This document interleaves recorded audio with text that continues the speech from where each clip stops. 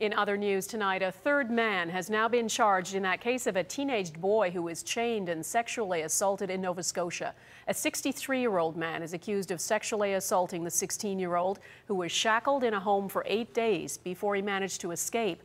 Outside the court today, the boy's mother spoke about the case for the first time and about how her son is struggling to recover. Ross Lord reports. On this quiet Halifax street, neighbors are stunned. A man they hold in high regard has been charged with a hideous crime, sexually assaulting a teenage boy who'd been kidnapped and tied in chains. He's a very nice man. You talk to him, he's he's been a good neighbor to all of us here on the street. He's what you want in a neighbor. 63-year-old John Leonard McKean lives here. He has a wife and 2 adult children. McKean was the flyer services manager with a Halifax newspaper until he retired last year.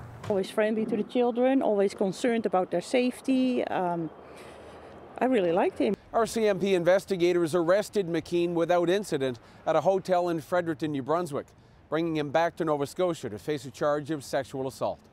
One for sexual assault on a named individual under 18 years of age, and a second charge of communicating with somebody for the purposes of obtaining sexual services from a person under the age of 18. The man who allegedly arranged the encounter was Wayne Cunningham, one of 2 men charged with kidnapping and sexually assaulting the 16-year-old boy over an 8-day period at this rundown cottage.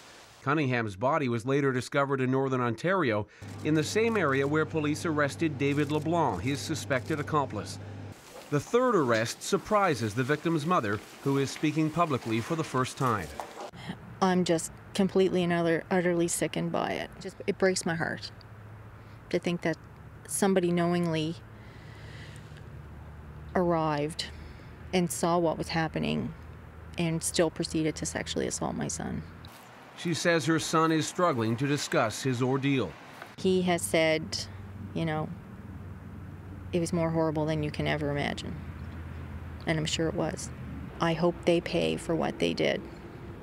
I mean, they robbed him of his innocence in the worst possible way. Today's charges are another troubling development in a real-life horror story. Ross Lord, Global News, Halifax.